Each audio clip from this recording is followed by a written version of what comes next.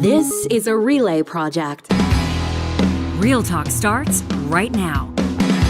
Here's Ryan Jespersen.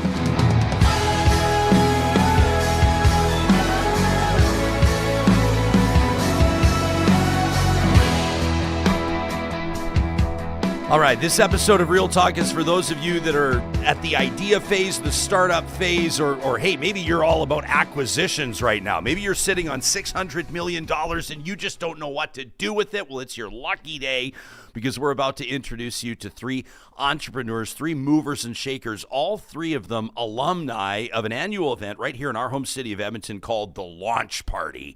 It's hosted and presented by Edmonton Unlimited. We're about to hear how these three movers and shakers have taken a big, bold idea into the startup phase, how they've achieved their funding, how they've gotten over hurdles, and in some circumstances, how they've turned it into a real viable entity, how they've either sold it or brought in a new team or grown that business. This episode is for the movers and shakers, the entrepreneurs, the big dreamers, and the people that would just love to launch.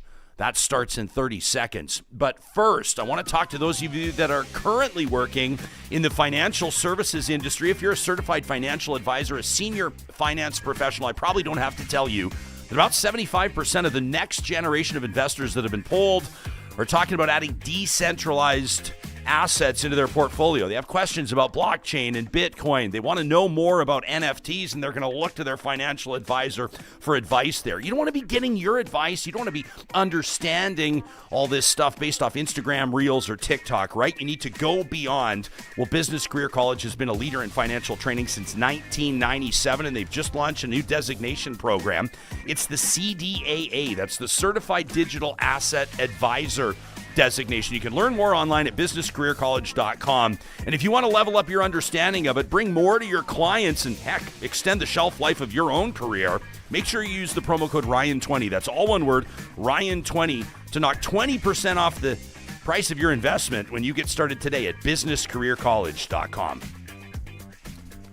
Well, we basically interrupted the conversation around this table to start the show. Our three panelists today on this Real Talk Roundtable are already revved up, ready to go, sharing ideas, bouncing them off one another. It's a real pleasure to welcome back to the show Kasey Machin, who's the founder and COO of Areto Labs, which is an intelligent, I love this, this is an intelligent content moderation and fan engagement software. It's a company based out of Alberta's capital city. Areto works with a ton of professional sports teams and leagues all around the world, including the Edmonton Oilers, who admittedly are licking their wounds this morning, but I digress. The Edmonton Oilers, the defending Western Conference champions, Kasey and her team are helping protect and enhance fan engagement across all social media channels at scale. I love the idea. Welcome back to the show. Thank you. Thanks for having me. Hardcore audience members will go, I remember her. You've been on here doing political commentary. You've helped us understand business before. We always love when you make yourself available. Dr. Nathaniel Rossol is making his Real Talk debut. Your face just exploded when I noted that you've earned a PhD, Doc, but we want to make sure we recognize that. You first got involved in Edmonton's startup scene during your PhD studies, isn't that right? At the University of Alberta, graduated about 10 years ago. You started working on a virtual reality startup with your brother Alex called vrCAVE. And a couple of years later, you guys won the Edmonton Tech Venture Prize competition, which is a huge deal. I used to host that. Officially incorporated as a company that makes virtual reality escape room games for entertainment businesses. Today, that company has over 200 locations worldwide where the VR games can be played. What a cool story. Was anybody talking about virtual reality? I mean, was it a mainstream conversation 10 years ago when you got started? No, it was just getting started. So it was it took a lot to we had to explain a lot in the early days, but I think nowadays people understand virtual reality a bit more. Yeah, I think a bit more, but I think what most of us plebs, what most of us civilians are starting to understand is that VR is probably going to be integrating or working its way into almost every element of our daily life. Isn't that fair to say? Yeah, I think it's only growing and it's only going to get bigger. Awesome. Well, we're grateful to have you here. I can't wait to pick your brain. And sitting in the anchor chair, no pressure, Doug, this morning is Doug Johnson with decades of experience in launching and scaling startups, building world-class tech marketing organizations. Doug's currently the VP of Marketing at Drivewyze, where he spent more than a decade launching and scaling this company from a small startup to the world's largest safety software network in commercial trucking. Recently, you helped Drivewyze, as if you don't know, in its successful acquisition by a U.S.-based private equity-funded Fleetworthy, merging to form a new powerhouse in the multi-billion-dollar trucking technology sector. How cool is that? That's a mouthful. That's pretty cool. It's been pretty fun. Yeah, so I basically tried to sum up your journey and Drivewyze's journey in a few sentences, which is obviously inadequate, but I'll tell you one thing. Everybody on planet Earth cares about trucking safety. Oh yeah, absolutely. Everything in this room got here in a truck. Yeah, and that's it's one of the largest industries in North America, and it's still ripe for modernization. So everything moves on a truck. So how is Drivewyze, or how did you sort of put yourself on the map? Obviously, this acquisition is something we'll talk about in a bit. That must have been exciting for you, for investors.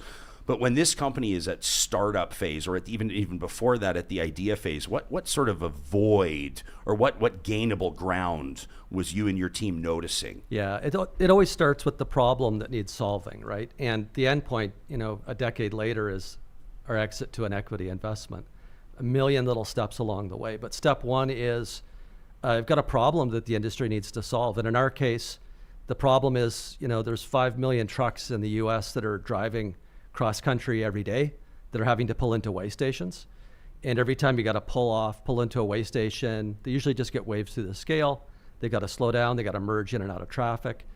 What we did is we invented a software-based mechanism so that if you're driving for a safe fleet and you've got a good safety record, you don't have to pull into those weigh stations every time.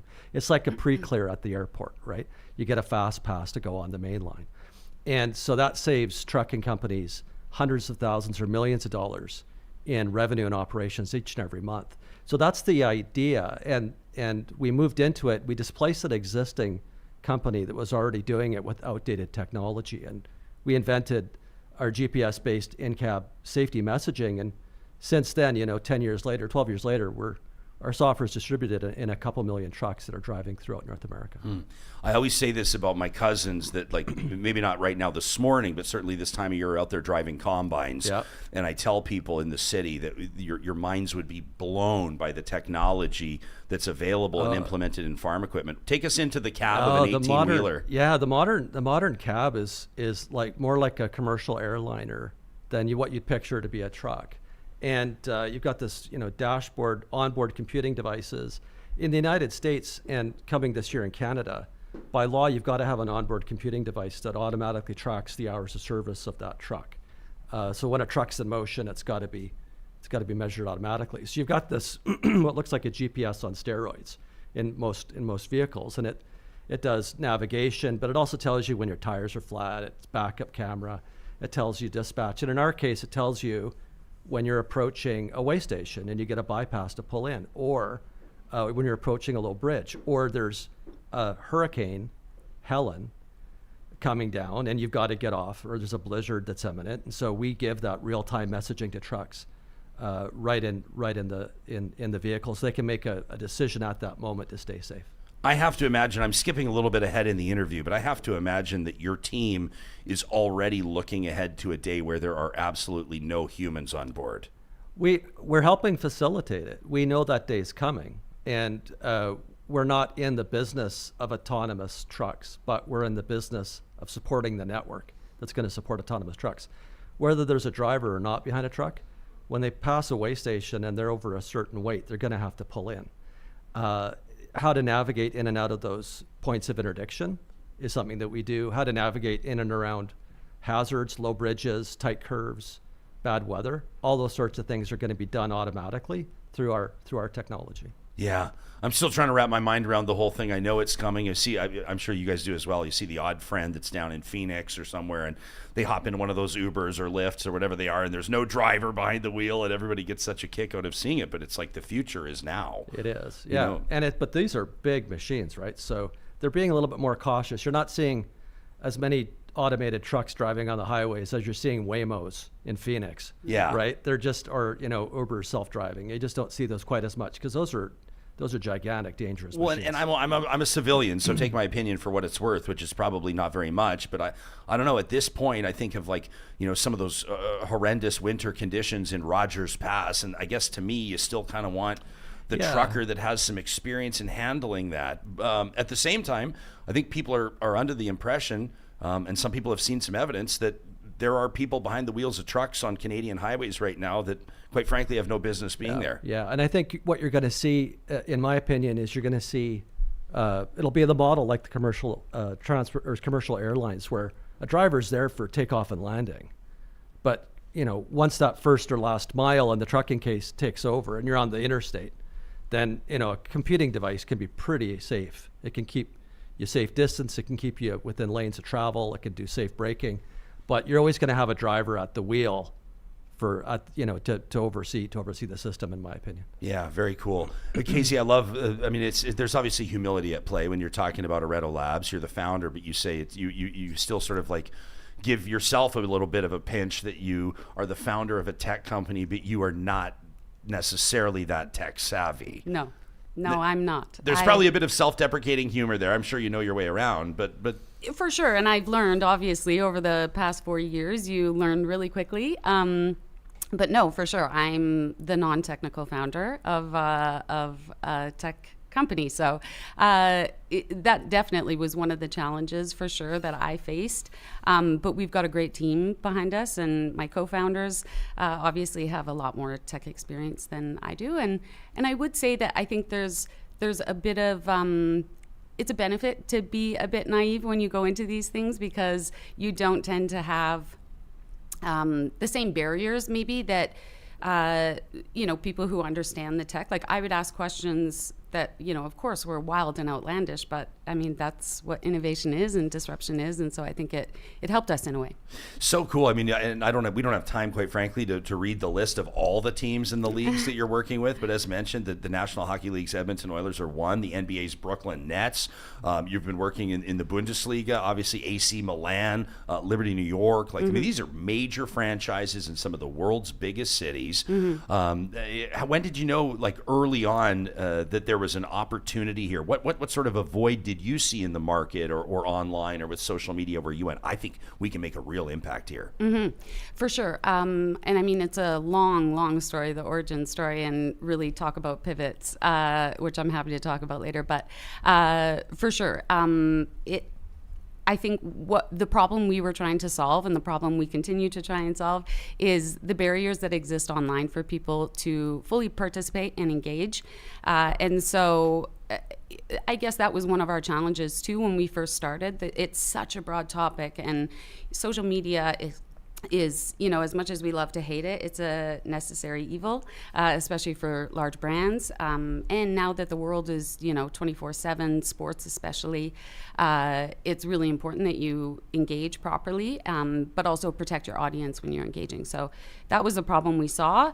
It was, there's so many different sort of markets that you can look at when we first started. So I would say one of our biggest challenges for sure was just being really, really focused and intentional and doing all that tough work to get customer journey mapping done so that we could really find product market fit. And that was when things really started to change. Did you say customer journey mapping? Yeah, that's helping a company understand the customer experience. Is that kind of what that is? Yeah, so certainly, and everyone can probably talk about this, but when you're first, doing a lot of educating to your audience, because of course, it's new. People don't necessarily understand it, and people have varying levels of comfort when it comes to content moderation, and having AI do that. But when you get a bunch of linguistics majors working on a problem, we were able to really show people using the tech.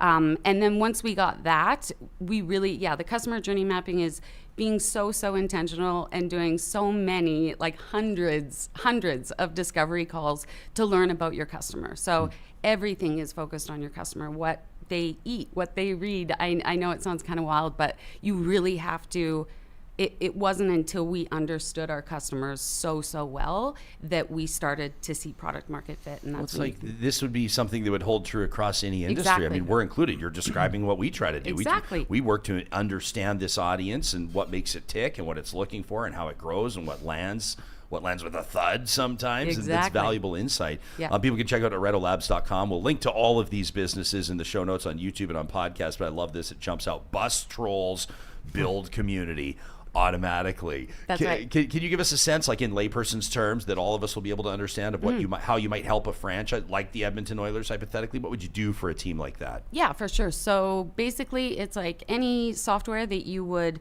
plug into your social media channels. So all of your platforms, all of the comments and content that is generated on your platforms go into one nice little dashboard. And then we set thresholds for our customers. So everyone has a bit different guidelines, community standards and guidelines when they're moderating their feeds. But really, we sort of in layperson, we detect extreme hate speech and online abuse, as well as spam, scams, and illegal streaming. So really about protecting the online community as well as the brand's reputation. And especially, I think a lot of our work has early, we started early in Europe just because they have a lot more legislation and rules around online harms.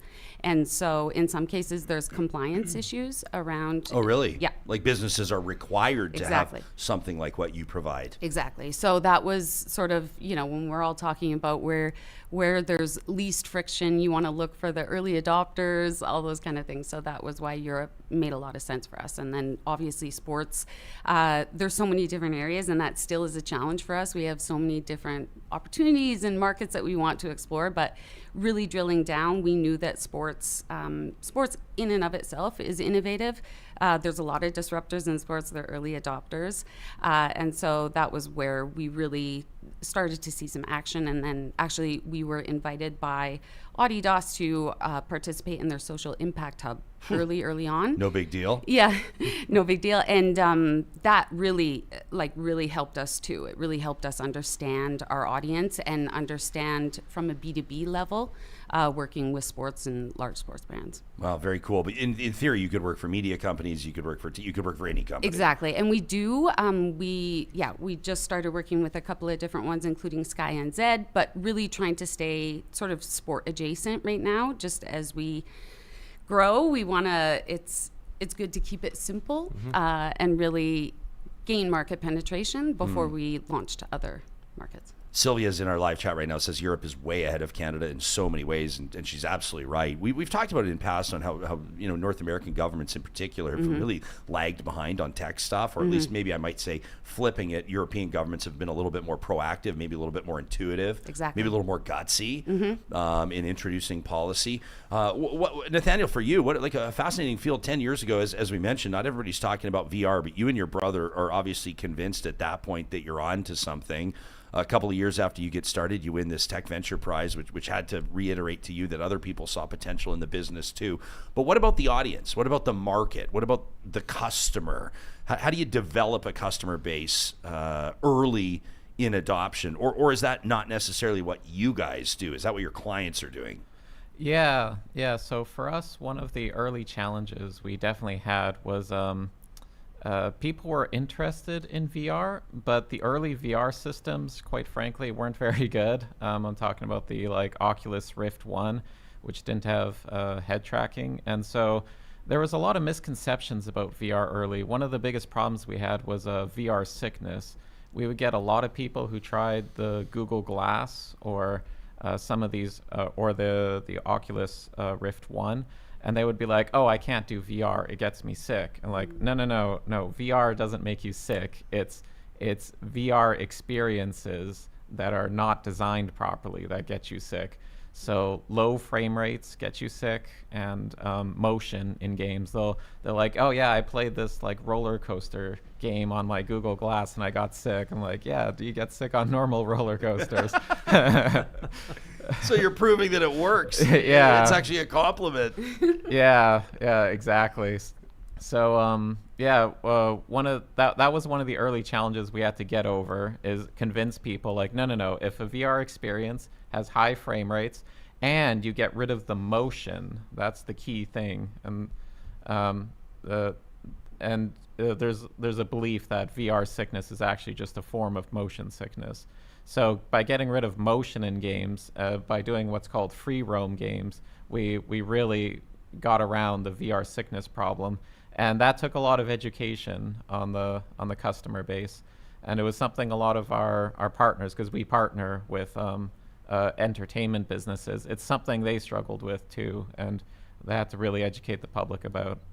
So just so we understand, like when we talk about entertainment businesses, are we talking about, I'm off the top of my head, like Rec Room or something like Cineplex? Like who are your clients? Yeah, we would love to have Cineplex if they're listening. Well, maybe you will after this show. I don't know. Yeah. But yes, it is businesses like that. We tend to be in, for example, like with any startup, we really had to struggle to define who our ideal businesses were. And now we've settled on a few that are good matches. So family entertainment centers, as they're called, is kind of like your laser tag bowling places, places like that. Those are really popular. VR arcades are a very natural fit, but they don't always have enough space for free roam, which we really like. That's where you can roam around the VR space just by walking. So it's a big enough space. It's kind of like, I always refer to it, this is going to show that I'm a geek, but I kind of refer to it kind of like the holodeck in a Star Trek, for anyone who's familiar with that. It's a large space you can freely walk around in, and so you can explore the space fully. So large spaces, I think, are a lot more fun.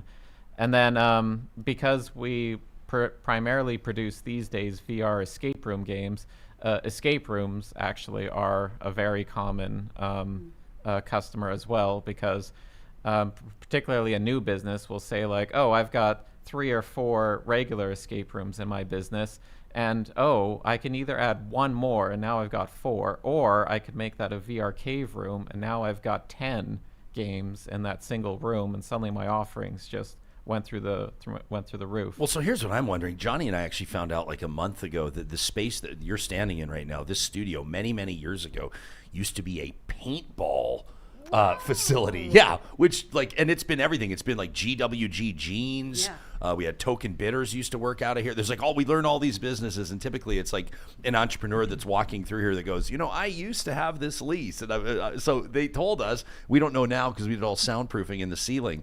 But the guy said if you would have come in the construction, you would have been able to see little paint splatters up in this. Isn't that neat?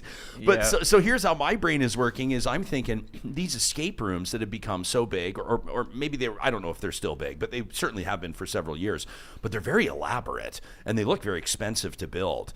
With a VR escape room, can you basically put people in a room with blank walls and very basic structure? I mean, you don't want people tripping over chairs and tables anyway, do you? Yeah, exactly. So for the operator, it's actually slightly cheaper these days to go with a VR escape room, and it solves a bunch of problems because the customers have talked to us things like, we've got critical game objects like this pawn you have to put on a chessboard. Someone put it in their pocket and they walked out the store with it. Right.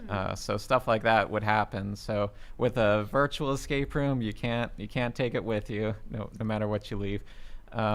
And also there's other advantages, like we can have multiple rooms in the same room. So in a typical adventure, you might do 3 or 4 separate sub-rooms all in the same space, which is great. And then also we like to really go and evolve the genre beyond what you couldn't do. So for example, in one of our escape room games, you get flipped upside down and then you're on the ceiling and then all gravity's inverted and then you have to solve the whole room upside down.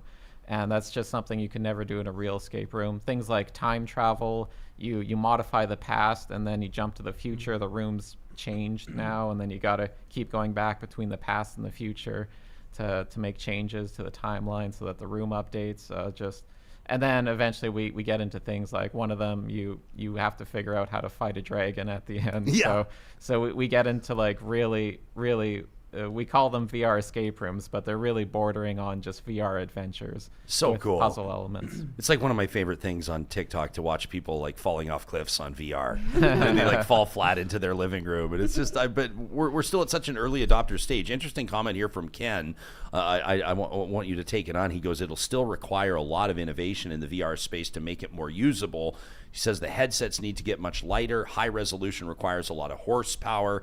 How much of your business's growth is dependent on the growth of the technology, which may be to a certain degree out of your hands?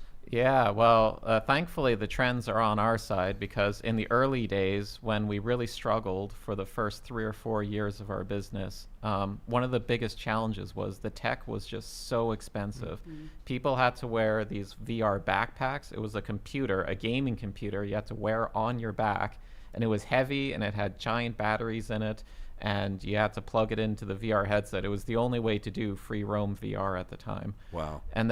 But then since then, Meta and HTC have come out with standalone headsets that run on Android, and that's an all-in-one headset. You just wear the headset and it's got everything in it. It brought our initial price point down like tenfold, and after that we saw our sales take off. Tenfold. Yeah, it used to be, well, in total, the hardware, like VR backpacks, batteries, chargers, computer setup, everything, it used to cost around 30 grand, and now it costs closer to 3 grand. 30 grand for one? Yeah, for one setup. Geez, yeah, sure. But still, yeah, I can see that being a barrier to entry for a lot of people.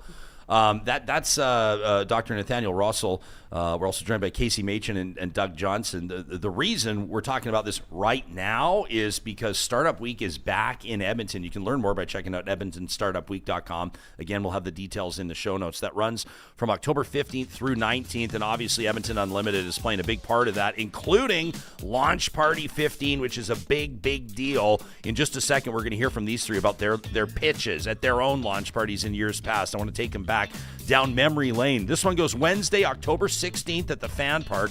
I don't know, what is that, like a pitching wedge from this studio right here in beautiful Ice District, downtown Edmonton. That's Launch Party 15. You can learn more by checking out the show notes in this episode on podcast or on YouTube. Isn't it interesting to learn about tech that finds its way into each and every business that we talk to you about? The team at Kubi Energy is no different. They're leading Canada's green energy revolution. They're helping farms and businesses and, of course, households across Western Canada go green by going solar, and they're hiring right now. If you check out the careers link, you can learn more about opportunities that are available in Kamloops, Lethbridge, Calgary, and Edmonton. They're looking for electricians, apprentices. Hey, if you're a recent graduate, what a cool business to start at. They can always use sales professionals as well. If you want to learn a little bit more about what makes Kubi tick, follow them on Instagram at Kubi Energy. They do such a good job with their drones. You can see some of the cleanest installs in the business. And, of course, you can get a free quote as well on their website, kubienergy.ca. And then there's our friends at Friesen Brothers. I mean, they've been in business for, coming up on like 75 years. Still Alberta-grown, Alberta-owned, family-owned. And they've got their new Friesen Brothers Order Ahead app, which is making it even easier to get your hands on the Friesen Brothers Thanksgiving dinner box. If you want to just be able to relax with your friends and family this Thanksgiving, why not enjoy this chef-prepared meal with all the fixins, roasted turkey, and everything else you're going to need? You can find the details on their website. You can order through their Order Ahead app. You'll find details on the website, or visit them in store. That's where you can pick them up ahead of Thanksgiving weekend. Of course, we recommend those ooey gooey cinnamon buns as well. They're famous for that sourdough. And at California Closets, their team, I've seen their design team at work mastering the technology to design the perfect space for you. Whether you're looking to overhaul your garage, your boot room, your laundry room, maybe it's a second bedroom doubling as a home office, the designers at California Closets will find a way to maximize that space while working with your budget. And they do an incredible job. All of their work is guaranteed for life, and it all starts with a free design consultation. You can book that design consultation today by visiting them online at californiaclosets.ca. So Launch Party 15 goes in less than a week. And Doug, you were telling me briefly, we're having a coffee before the show. You said, I remember our pitch. I remember our launch party. What was that? About 10 years ago you guys were pitching Drivewyze? It was it was Launch Party 4, I think. So it was 11 years ago. And so the context was, back then We had just been spun off as a startup that was funded by a larger company. We kind of bootstrapped our own kickoff. Really small company, like 40 people, barely renovated That sounds warehouse. huge to me, by the way. Yeah, but it was an established business that was spinning off the smaller one, right? And so, but it was like in a barely converted warehouse in the shadow of the Labatt's brewery, and everyone had a space heater under their desk because it was so cold, and it would trip the power, and the server would go down, and it was a really classic startup. Like I think my first cubicle was maybe found in an alley, right? And I found that out later. But yeah, we launch party was a way for us to get in front of the entire community and let them know what we were about and what our vision was. And it's a chance for you to polish your pitch, because you're gonna have to make that pitch a lot. You're gonna have to say it over and over and over again. And I remember writing mine and rewriting it, and I finally finished it like a couple minutes before I went to make the pitch. But it's a great spotlight to find some equity investment, or find some initial investment, which we did. We succeeded in getting some investment shortly after that, and that helped us staff up and build the company up. And the other thing that helped us build the company up too were some of the government programs that we took advantage of. So provincial, federal programs that helped us fund and hire the specialized talent we couldn't have. Back then, when we were hiring for specialized talent, like a product manager or somebody like that, the startup community wasn't that big, and it was hard to find people. So we would find people that kind of fit the profile and send them for training. But the more visibility you get in the community, and then you start clustering in people that are interested in what you're doing, and they share your vision, and they love your entrepreneurialness. And you start to cluster around this nucleus, the kind of like-minded people that you need to build a successful startup. Because when you're starting up, you're doing everything for the very first time at the exact same time with people that have never done it before. And that's what makes it equal parts terrifying and really fun, right? Because everything you're inventing as you fly this plane. The better you get at it, then the easier the path forward is. We've got a really neat worded question here. And Kasey, I want to put this in front of you. This is from Vamp Fashions in our chat. It says, the question I'd like to hear addressed on this episode: how can a single mom start a business based on making something on the kitchen table and grow it into a living income? Yeah. I feel like almost everybody has like that one idea or that one dream. Yeah. But how do you take it? We can integrate your story at what you remember about Launch Party, but what would you say to Vamp? Yeah. Well, first of all, do it. And second of all, I think, like you said, everyone has ideas. And while it might seem outlandish, I mean, if you would have told me 5 years ago that I would have founded a tech company doing, you never believe it until it's true. What I will say is of course it's going to be hard. There's going to be challenges, but you can do it from home. You can start it in your kitchen. I think really it's about being so passionate about the problem that you are trying to solve that there's really nothing that can get in your way. For us, it went beyond trying to start a company. It was more, we really, really wanted to solve a problem. And so I think if you're really passionate, you have to think outside the box. That's what disruption is. And you can do it. I mean, when we had been working at this for probably 2 years as part of the nonprofit organization that this really where we started to understand this problem. But it's like, it just was something that, we couldn't put down. And I would say that's when you have to go for it. Because if you are really passionate about solving the problem, all the other things that seem really overwhelming at the beginning, they'll work themselves out. There's, as you were saying, right? There's like a million steps. And when you think about each step individually, it seems overwhelming, but it really is like, it is just keep moving forward. So how many years ago did you pitch at Launch Party? About 4 years ago. Yeah. So not an eternity ago. Nope. Pitches have to have substance, and they have to be delivered with charisma. Yeah. There's got to be a good blend of both, but without substance, a charismatic pitch is junk. Yeah. So how did you know how to pitch? What might you say to folks that might be pitching this year or might be looking to pitch in a future year? What makes for a great pitch? Yeah. Okay. Well, first of all, I will say that it was my co-founder Lana that pitched. It wasn't myself. I was there, but it was Lana pitching. She's the CEO and leads a lot of our finance and fundraising strategies. So she herself was pitching that time. I have since also learned how to pitch, but took a lot of my lessons from Lana. She's really good at it. But I would say you can have as much charisma as you want, and sure, there are some pitch competitions that really are based on, you know, how much charisma you have, like sort of, you know. I would say though, nothing speaks louder than knowing your company and knowing the problem that you're solving and having the answers that you need for investors, because ultimately that's what you're doing. And yeah, for sure, I would say like our launch, it was a great way for us to get out in the community, especially as someone who's obviously a non-tech founder and not necessarily in the tech ecosystem at that time. So it was really great exposure for us, and also like we were able to then access a lot of different funding sources, non-dilutive funding sources that also helped us in those early days. I will say from my experience pitching, the first time I did it, it was terrifying. I'm not gonna sugarcoat it. It's terrifying because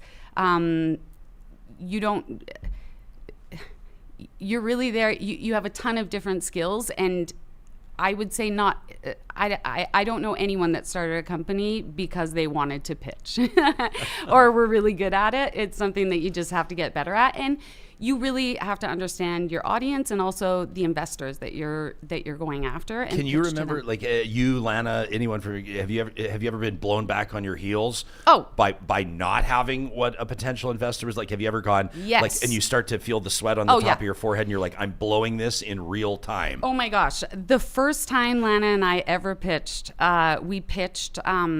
Whatever. We don't even need to say, but they're lovely people, really like wonderful people, and pillars of the tech community. And they were like, "Well, do you want to pitch Areto Labs?" And we were like, "Sure." We had no idea what we were doing, and oh my gosh, it just went from like worse to worse. Like it was so embarrassing. We had no business pitching. We didn't know answers. Like they were like, "What's your expected, MRR by the end?" And we were like, "What's MRR?" Like really in the pitch you're asking. Yeah. So early on, we had no business doing it, but I will say it could only get better from there.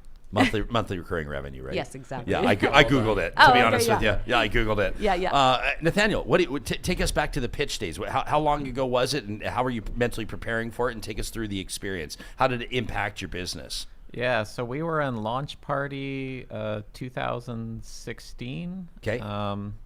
So I guess that was 8 years ago. And but we had been doing pitching for about the entire year before that. Just any pitch competition we could do, we signed up for. And the first ones were definitely rough, but we got better as we went along. And what was kind of surprising was the pitch competition and then the business prize competition we did, the tech venture prize. They kind of fed into each other because you kind of realized, the highlight points here from the pitch kind of fed into the business plan, and vice versa. We got these great projections from the business plan, and we use that in the pitch. We actually got started with pitching here in this building in Startup Edmonton. So when you were talking about the paintballs on the floor, I remember those. Do you actually? Yeah, awesome. There absolutely were paintballs on the floor. Like, why are these here? And that's so cool. Long story. I really recognize this building. And Startup Edmonton, which I guess now has evolved into Edmonton Unlimited, really helped us get off the ground. We did their pre-flight course. I'm a big believer in education, and of course, because I've done 10, 11 years of school at this point.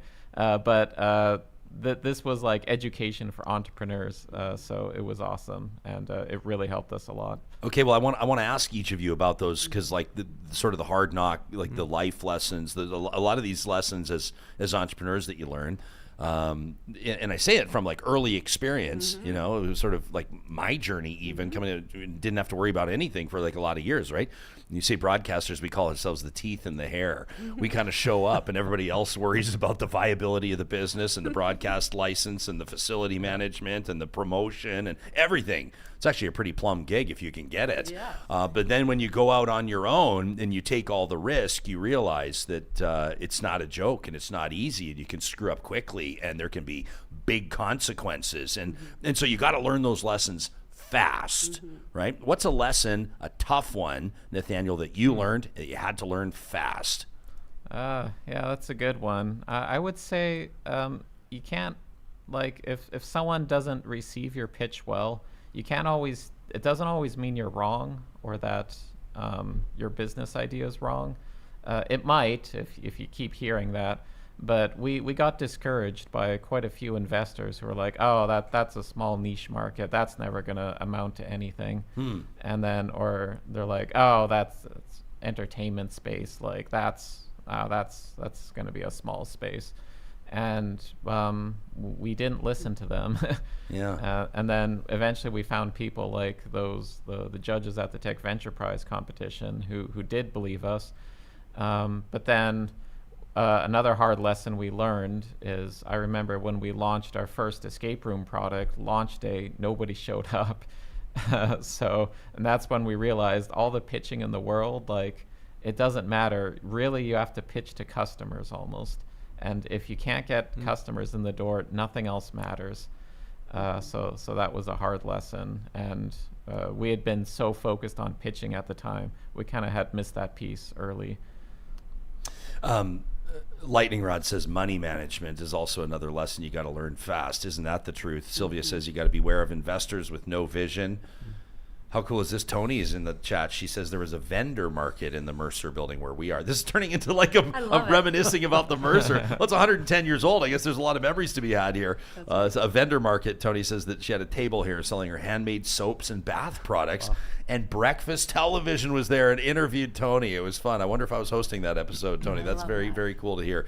What's a lesson, Doug, that you and your team had to learn fast that has paid off, although maybe painful at the beginning? Yeah, a couple actually. And heard my friends here just talk about them. And one is the work can seem overwhelming. And if you try to do everything at once, try to wrap your arms around the world, you're going to fail. And so the trick is to figure out what's really important and take it a step at a time. And there's a phrase that our chief operating officer, Leo Jelliker, taught me a long time ago. And I love it. It's that startups don't die from starvation. They die from indigestion. And it's like you can just take on too much too fast and get too distracted. And you try to boil the ocean and you're not going to do it. So you got to simplify it. And what I heard you say, Kasey, was you found your niche. You found a niche in sports right now, and it'll move to other ones, but you can wrap your arms around it, right? So if your first success with a point of sale software is like with some artisanal donut shop or something, right? Wrap your arms around that vertical, right? Because there's probably an Artisanal Donut Association of America. They've got a newsletter and a website. They've probably got an annual conference, right? They've got a Hall of Fame that you could nominate your customer for. Wrap your arms around your first successful niches and then build your business in there. People like to believe that your solution speaks to their specific industry problem. So that's one piece of advice, is to simplify it specify your target.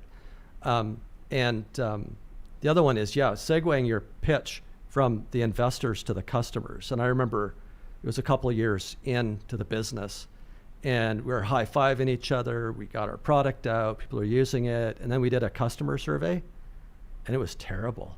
The drivers did not like it. The product didn't work, right? I'm exaggerating a bit. It was obviously enough for the business, but we were really humbled by the fact that, we've been drinking our own Kool-Aid, and then our customers told us that this thing just doesn't seem to work in some cases. And so suddenly we pulled back in and we refocused on what makes the customers happy. And it's that customer focus that then took us through and helped us with that customer fit in the niches that we chose to pick. That's like that principle holds true in so many different Yeah. industries with so many different businesses. But it's like so incredibly important. It is. It is. You can really blow your brains out trying to conquer the world, but you don't need to. I want to ask the three of you, and again, this is ahead of Launch Party 15 and just a very cool event that's going down in the city of Edmonton as part of Startup Week, which is back. It's all next week, but this particular event on Wednesday, the 16th, you can learn more at edmontonstartupweek.com. It's produced by Edmonton Unlimited. Really neat, actually. If you go on the website right now, you can meet the companies that are going to be pitching. There's going to be 10 startups that are featured. And I'm not going to name them all because that would be unfair. But Johnny, did you see the list there? You see who's right there, number one on the list? It's literally our next door neighbors. Yeah, agent. Yeah, DJ booking app. Yeah. Yeah. So can you give? I mean, I feel like they would rather pitch their own business, but but they're doing really, like, we share a wall with them. Yeah. And they're doing really cool stuff. That's kind of in a way, Yeah. Infusing tech into your industry. I mean, Johnny, you're one of Edmonton's most prominent DJs. What are they doing that's so different? I've used the app several times to get bookings, and I mean, it's an easy way. It's good for the client and it's good for the DJ. It's an easy way to put, if you're having any sort of event at a club, a corporate gig, even a wedding, you go up on there, post that you need a DJ. And not only that, you can peruse all the profiles just like social media, see which DJs you want. Each DJ has a profile. They say their genres, their rate. So you can peruse rates as a client, but as a DJ, you can also connect with the client and send direct messages, see if you're a right fit. For the gig. It's a lot better than people going to a website and then having a long email thread. You don't see a face of the person. There's also like videos on there of your past events you've done. So it gives the client a real insight into how you look at an event, etc. But it's a really cool app and it's just starting to take off. And I think in the future it'd be great because the less time you spend like interacting with the client at the start, the easier the event's going to be. Nobody likes faceless emails back and forth. Right. They like face-to-face conversation, but you can do that in the app as well. You can say, hey, blah, blah, blah, let's set up a FaceTime. I'll call you right now, etc. But yeah, really cool innovation and something that's making booking easier for DJs and for clients who would you have big events. I'm putting you on the spot, but would you have like approximately what percentage of your annual bookings would be made through a service like that? Is it like 10%? I would love them to all be done like that, honestly. Is that right? Yeah.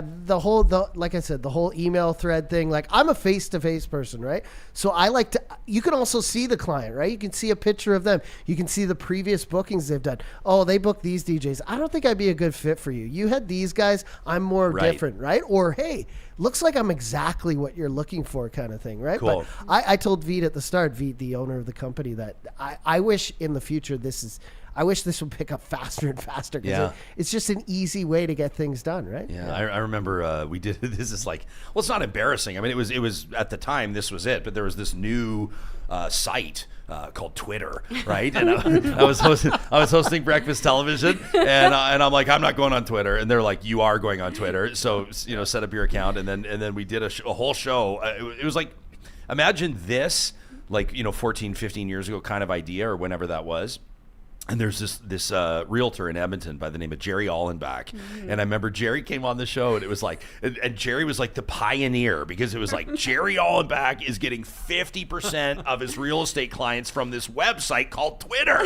And everybody's like, where, and because he was just the early adopter. Yeah. And he became, and wrote it out for, I should catch up with Jerry. I haven't seen him for a while, but he kind of became, he like, got his foot in the door as like Edmonton's Twitter realtor, and then obviously everybody kind of caught up, and now you look at how YouTube and Instagram and TikTok is infusing itself into real estate as one of a million examples, and it's just fascinating to see.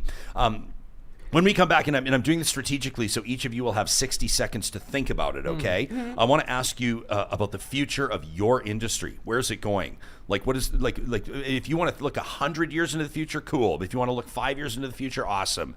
But where are we going with, like, social media management, troll busting? Where are we going with VR? Where are we going with trucker safety? More with our three panelists in just a moment ahead of Launch Party 15. You can check out more at edmontonstartupweek.com. Right now, I want to talk to you about why your opinion matters to the more than 6,000 public sector workers that are behind Civic Service Union 52. They've just launched their Edmonton for Everyone campaign. You can learn more at edmontonforeveryone.ca. These are public service workers that are urging you to get involved in discussions that are going to shape the future of Alberta's capital city. They're really trying to focus on the need for smart, thoughtful decisions about city spending. They want to make sure that taxpayer dollars, including yours, are used to support core services that'll keep Edmonton vibrant, safe, and livable. They're seeing firsthand how essential core services that involve a lot of their members, like 911 operators, accessible transit, public libraries, rec centers, they're just essential to the health and the well-being of a city like Edmonton. And they want you to have your say. You can check out their website right now and chime in, share your opinion at edmontonforeveryone.ca. And if you missed my Jasper memories on our most recent episode of Real Talk, I encourage you to check that out. Jasper is wide open for business, and of course, a lot of families are going to be making Jasper their Thanksgiving destination.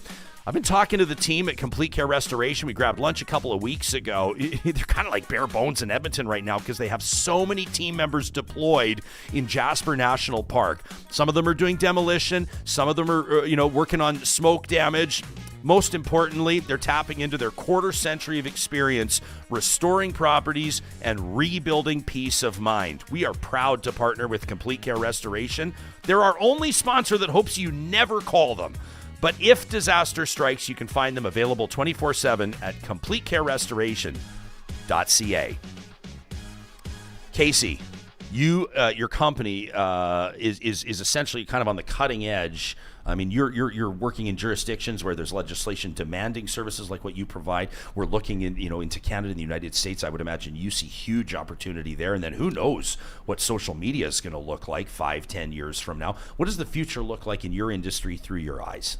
For sure. So I've had a bit of time to think about this. So I'll cover like 3 or 4 points. Really, when it comes to trends that we're seeing and what we're seeing certainly in the sports industry and what we'll continue to see is massive increase in betting and ticket scams that are happening online. And so that is becoming more and more of a problem, but also really impacting partnership and sponsorship deals. So that is key. Women in sports, it's on the rise, thank God, finally. Yeah. And I think that is going to change the landscape in a number of different ways.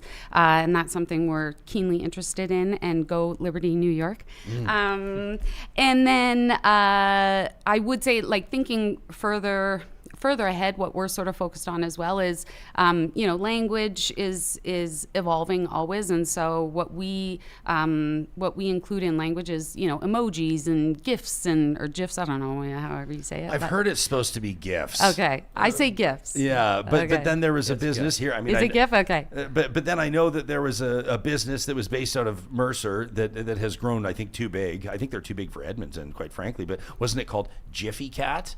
Oh. Is it Giffy Cat? You know, Nathaniel, what I'm talking about. I've met them. And they went by Jiffy Cat, right? Yeah, I think so. So this has messed me up for years. But I don't anyway, know. we'll go GIFs. I will say that for sure, as far as content moderation and fan engagement, I think we're going to see a lot more virtual and moving towards OTT, what they call, so like other platforms, certainly like the Oilers Plus, those kinds of things. That's where we see ourselves moving towards. And then, being able to moderate language in real time that is speech focused. So I think that's one of the things that we're focused on. Don't fact check this statement, but it strikes me that sports is almost recession proof, in the sense like there were 2 themes in Edmonton or in Alberta last June, and one of them was that the economy was down and everybody was struggling, and number 2 was that hockey tickets were $1,000 a seat for the playoffs. Exactly. And the 2 stories were running parallel, and For sure. it's people tap that loyalty, that fan loyalty. For sure, and that's what's so great about sports. And for sure, fans want to engage. It's just being able to make sure that all fans feel safe to engage, but that you're also protecting your brand. That's such a good point. Nathaniel, the future of your business, the future of VR. I can't wait to hear how you answer this question. Well, I think some of the obvious stuff is the technology is definitely going to get better. So we can expect better resolution headsets. We can expect them to get lighter, hopefully longer battery life, better tracking. There's some new interesting tech coming down the way. Things like, we use controllers a lot, but we see them moving towards getting rid of hand controllers, for example, so that you can just use your empty hands to interact with VR environments. I think that's going to get more and more. And then one of the really big trends that we see coming, and this is maybe a bit further away, it seems like it's always further away than they expect, is augmented reality, where you really blend between virtual and the real world together. And we see that as being a huge thing as well. So we'll have to strategically think about how we'll approach that when it comes.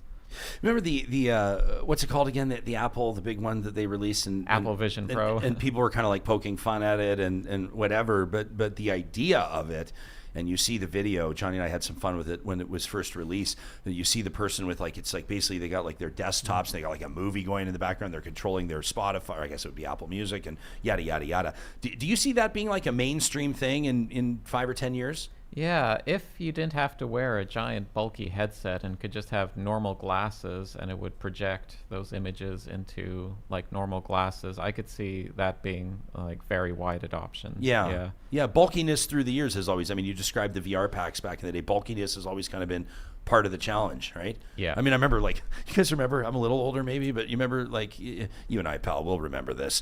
People that had their like mobile phones in their cars and they carried them like briefcases because they were they plugged into the cigarette lighter and they were just massive. Mm-hmm. You know, crank them up.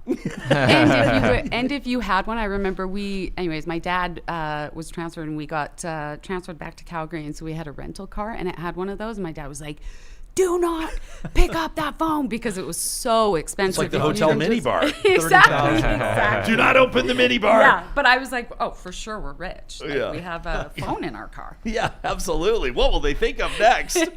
What will they think of next? Okay, the future. The future of trucking is a fascinating conversation. But yeah, trucking's a $1 trillion business in North America, and Wow. it's ripe for technology, right? So our focus has always been on improving safety and efficiency. And we actually have a vision of a transportation system with 0 crashes and 0 fatalities. So that's the end game. And we think technology is a wonderful enabler of that, because it can not only help trucks move safely through the network, but it can help give drivers an advantage to make sure that they get home safely on weekends, right? Because nobody wants the trucks to stop moving, and no one wants the highways to be unsafe. And so using technology, and it's like maybe tapping a driver virtually on the shoulder to tell them to slow down because there's a tight curve coming up, turn around, there's a blizzard coming, rewarding safe fleets by giving them an advantage to not have to pull into a way station all the time. And the recent acquisition of our company by an equity funded conglomerate of a few companies, we're all in the same business. We're all figuring out different ways of focusing on compliance and safety and efficiency to help reach those end goals. So I think it's a fantastic technology. Just if you think about AI, unleashing AI on something as complicated as a national infrastructure network, it's going to be really interesting the next few years. yeah, the AI conversation, it like freaks me out, and I get so inspired by it as well, and I'm excited to see how it plays out. Interesting to hear, Bill Gates has this thing that people have been watching it on Netflix recently, where he talks about how AI is going to improve AI. And then that's where I start to get a little bit nervous. But the potential for things like, a safe transportation infrastructure or curing cancer is there. Yeah, pattern solving. Yeah, right. pattern solving. And once AI starts writing its own code, then that's when it'll just, right. That's when it goes. That's when it'll take over. Yeah. And they'll still need us to do something. AI will still need us to They'll always need marketing. tie its shoes. It needs the charisma. Kasey, you carved out our niche. I love it. It's been so fun hanging out with that's Kasey Machin from Areto Labs, Dr. Nathaniel Rossol from vrCAVE, and Doug Johnson from Drivewyze, all alumni of the launch party. Launch Party 15 goes next Wednesday. That's the 16th of October in the Fan Park right outside Rogers Place on 104th Avenue in Edmonton's Ice District. You can learn more at edmontonstartupweek.com. I love seeing in the chat, there's some familiar names in here talking about like old school Twitter. Idris is in here saying, he goes, Jerry, the realtor, he goes, old school Twitter was the best. People are talking about Kiki Planet. Yes! That'll be a great Alberta reference for folks. Kiki to this day, just an absolute beauty, a dear friend. And yeah, this is so much fun. Mac Mail, people are talking about. Do you want to talk about tech and understand? I mean, they do great work with Taproot, with Mac and Karen Unland. I feel like this is just like me professing my love and appreciation for people that have been early adopters of things that have that shape our lives today. So very cool. Again, that's edmontonstartupweek.com. And Alberta Girl, I did see you in the chat requesting that we reach out to Ken Hodges, who's been appearing in front of a parliamentary committee about the Jasper wildfires. I am excited to let you know that we're one step ahead, and Ken Hodges is going to be joining us on Tuesday. That's our first episode back from the Thanksgiving long weekend. That'll be the next episode of Real Talk. Ken Hodges, the reason he hasn't been on this week is because he's in Ottawa, and he's talking to decision makers about how wildfire needs to be better managed, not just in the national parks, but across the country. So we will have a wildfire focus in the next episode of Real Talk, and we always appreciate you giving us a sense of who you'd like to hear on the show. As we wrap, I do want to remind you that tomorrow, a very special episode, one of my favorite hockey players of all time is going to be joining me in studio. The first Inuk to ever wear the maple leaf, the first Inuk to ever play in the National Hockey League. Jordan Tutu is going to be here talking about his journey. It's a powerful story told by filmmaker Adam Scorgi, who will be joining us as well ahead of the worldwide launch of their new documentary. We hope you'll join us. In the meantime, make sure you tell your friends about this episode, and we'll talk to you again soon.